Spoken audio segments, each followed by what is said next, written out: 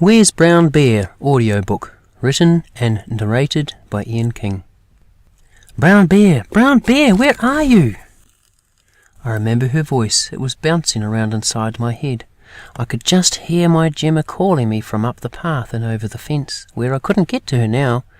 That was the last time I remembered hearing her sweet voice anyway. She would be so upset because she could not find me. I was her favourite teddy, you know. I wish I still was, but I don't think anyone could love me now. I'm such a foolish brown bear. Yesterday I decided that I wanted to explore the world beyond the white picket gate by myself. I knew it was a naughty thing to do, and now I miss Gemma's sweet cuddles. She always told me I was her soft cuddly bear, but I wanted to see what I could see. Sure, she would have taken me out anyway, but being a silly, curious bear, I just couldn't resist. How stupid I am feeling. So ashamed at what I've done. Just look at me, a stupid, dirty and unlovable bear. I can't even see properly now. Everything is black and white, lopsided. I feel so cold. What was I thinking? I trotted down the brown cobblestoned path, past the bright-coloured garden filled with tall red tulips, yellow daffodils and pink sweet-smelling freesias. Oh, and the big blue irises, with their paintbrush stroke of yellow on the petals. I loved the way they swayed in the morning breeze. I felt a tickle of the cool breeze, and could smell the sweetness floating past my nose. When I got to the tall white picket gate at the end of the path, I saw the cheeky green tui pushing out his white puffed-up collar to sing. He sat in the branches of the huge Pohutakawa tree above my head, with its bright and red fluffy bottle brushes. His green feathers caught the sunlight and flashed white and gold as the tree heaved and swayed its colourful arms. This was his favourite song he sung each morning. I reckon he was singing it for me, and I loved it. Now I hate it. The tui sits and mocks me. His song is a coarse caw, caw. I'm sure there's a chuckle in it too, a cruel Jap. Brown bear, stupid bear, caw, caw. The gate was tall, but I didn't need to climb it. Gemma collected the mail earlier that morning. She must have forgotten to close it behind her. She usually remembered. She was a very responsible girl, and that was one of her jobs. Her mum would send her out each morning. Don't forget to come right back and close the gate behind you. Thank you, Gemma. Oh dear, if only Gemma remembered to check the gate was closed that morning. I would be safe, and not in the state I am now. I slipped out through the picket gate and on to the grey footpath that ran forever along the busy street. Brown bear, where are you? I heard her again in my pounding head. When I went out to the gate, I wasn't as excited as I thought I would be. Bam! Immediately as I stood on the footpath, a boy on a skateboard shot by and gave me such a fright. He rode straight over me. I was suddenly airborne and thrown against the white picket gate. I whacked my head.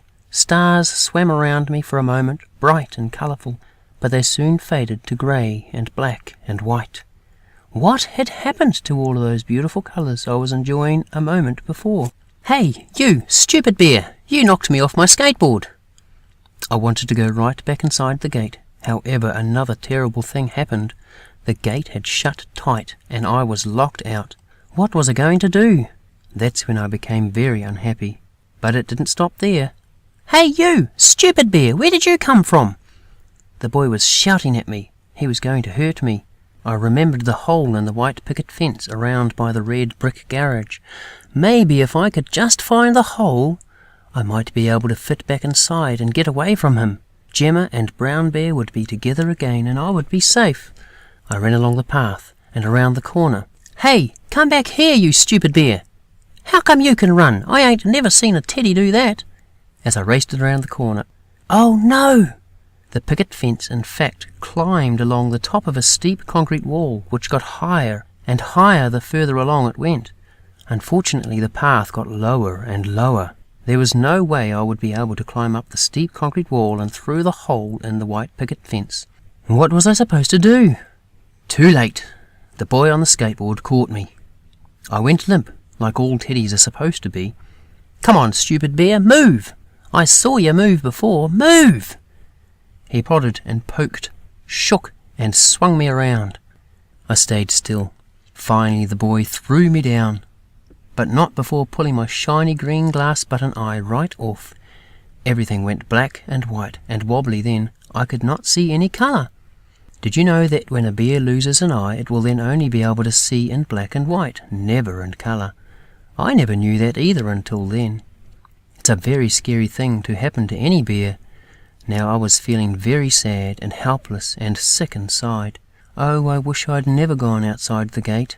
I had been a very bad bear, and now I can't get back home. I miss my Gemma. I didn't want to cry, but I couldn't help it. I cried so hard that I was getting sopping wet. I wiped my one eye and sat up to think. Think, Brown Bear, what to do? A boy with a dirty face and sticky hands found me and picked me up. Oh boy, someone to save me! However, this little boy with the dirty face and sticky hands was not like Gemma. No, he was a naughty little boy who loved to be mean to girls and bears. He took me to a park and dropped me in the mud. He splashed me with dirty bare feet. I was covered in mud and soaked right through. My soft brown fur was no longer soft, but matted and covered in cold grey mud. Everything was grey, no colour, nothing nice. Not now. When the dirty boy finally became bored with me, he ran away and left me all alone. I was cold and shivering, lonely and unwanted. How could my Gemma love me now? I was dirty and miserable, and as far as I could tell, this was my own stupid fault. No one else to blame but myself. You stupid brown bear. Brown bear, brown bear, where are you? I miss you. Was that Gemma? My Gemma? No, Gemma won't love me any more. A nasty black dog ran and grabbed me in its sharp teeth. They sank into my arm. Hot pain shot up the arm and through my body. The nasty black dog shook me and continued to run, not stopping. It bounded up and down with me, dangling hopelessly. Oh, my threads, they were unravelling. My stuffing was falling out of my body. My heart was bumped around inside from one place to another, almost falling out too. I must do something. I swung my body around. My arm was still in the nasty black dog's mouth, and kicked the dog in the eye with my foot. I swung again. Got to get away. I kicked him again, and he yelped. I gave my biggest swing yet, and fair whacked him right in the eye, and suddenly I was airborne, flying through the air, spinning. My arm wasn't hurting any more, but my shoulder burned red hot.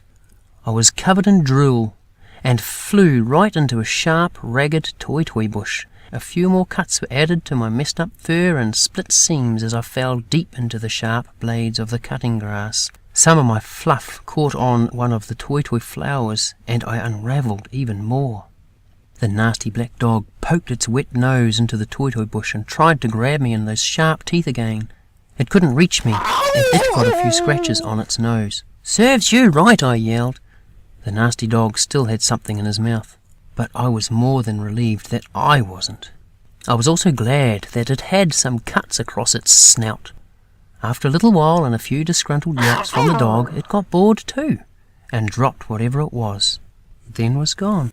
Now I was more beaten up than ever. I so missed my Gemma, and was sure she would never love me. I may never call her my Gemma again. Who could love a dirty, torn, and naughty bear like me? Big bear tears ran down my face. They traced along my nose and then dropped onto my knee. I tried to wipe them away, but my arm didn't seem to work. Through blurry black and grey, I looked and saw my arm wasn't even there. Where was my arm? Oh no! Where was my eye? Now my arm was gone too! I must look like such an ugly, stupid, and unlovable thing. Nothing like a cuddly bear at all. I had been tossed into the toy bush near the lake, which I suppose was lovely and blue. Flowers were growing nearby. They were all black and white and grey. There were some birds of paradise flowers there too. I remember they used to have bright green beaks with a crest of orange, apricot, and red. Not any more. I could only imagine the colours outside of the cutting grass prison. Clumps of flax were planted around the lake's edge, some red, some green, and some even yellow. If only I had both eyes, I could see the beautiful colours they really were. It's all plain, grey and black. Now I really did cry. I cried and I cried.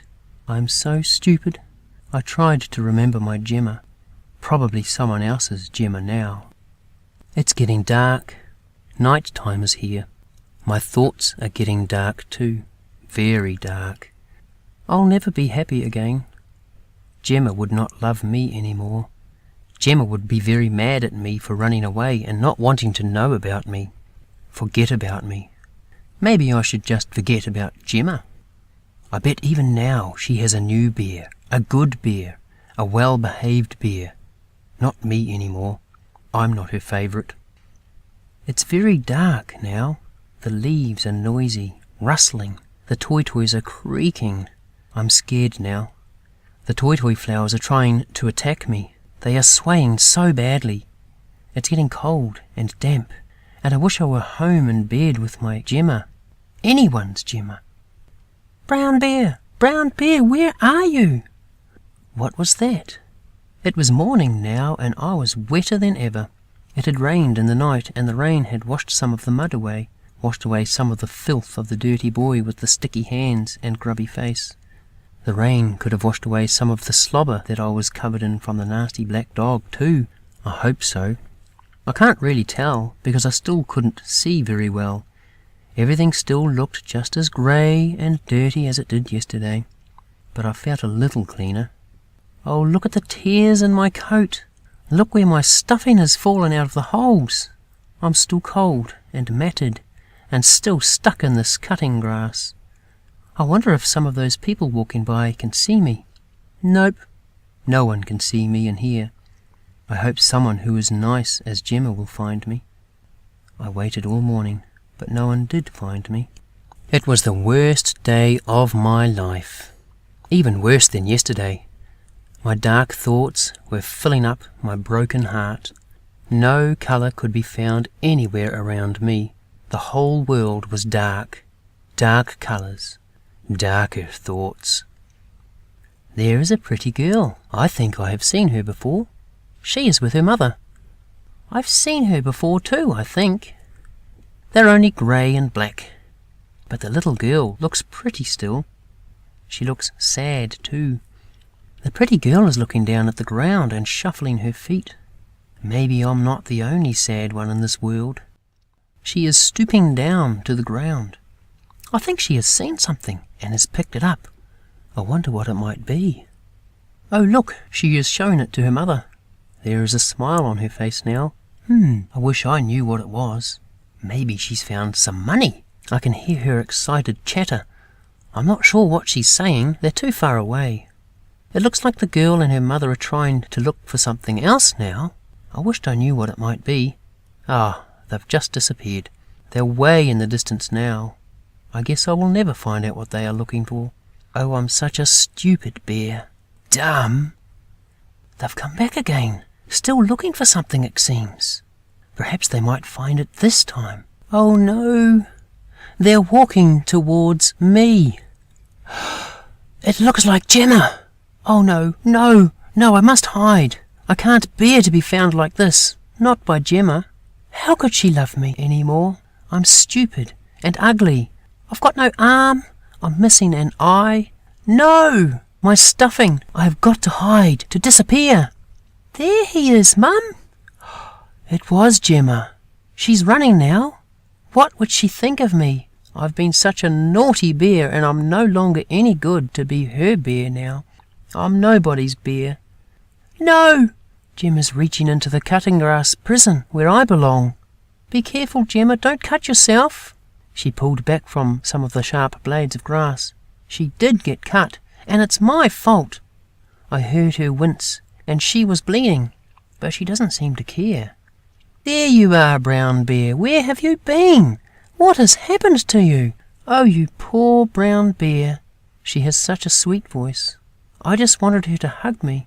She could see how matted my coat was, and how many tears I had all over my body. Some of your stuffing has fallen out, Brown Bear. Mum, can we fix him? Of course we can, Gemma. We can sew him back up again as good as new." Some of my stuffing was hanging on to one of the toy flowers, and Gemma reached up for it. My Gemma! She reached through the cutting grass and picked me up into her arms. It felt so good to be hugged again, hugged by someone who loved me. "We need to get you home, Brown Bear. We need to mend you all up again. Look, I found your arm over there." "What happened to you, Brown Bear?"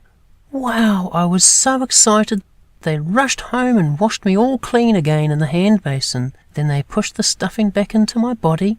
They hung me on the clothesline by my ears to dry. That hurt a little, but I didn't mind one bit." Gemma's mother got the needle and the thread and began sewing me together again. Ouch, that hurt! I had to be very brave when she pricked and prodded me with the needle and thread. It hurt a lot, but it was a good pain that I knew was from love, not like the other pains I'd had. I could handle this. I was loved again. At last, when I was all sewn up, something was still missing. What was wrong? Everything was all black, white, and grey. What could it be? Oh, I was very happy again to be back with my Gemma, but still... Brown Bear, look, I found this outside the picket gate. We can sew it back on you now, my soft, cuddly bear. Gemma had something in her hand. She showed it to me. It was a small green glass eye. They had found my other eye. Oh, how exciting! Gemma's mother got busy again with the needle and the thread. Ouch! Ooh! And after a few more pricks and prods, all of the colours of the rainbow miraculously returned. I was thinking what a lovely orange top you have on, Gemma. Look at your beautiful dress. On her shirt was printed a big blue iris, and it had paintbrush strokes of yellow on the petals, like the ones in the garden that swayed in the breeze down by the white picket fence, next to the mailbox. Listen, I can hear the cheeky green tui with a white puffed-up collar singing my favourite song, just for me and Gemma.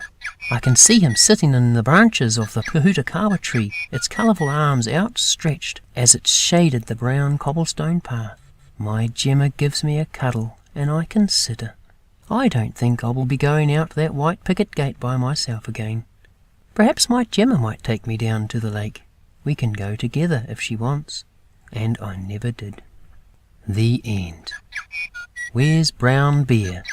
Written and narrated by Ian King.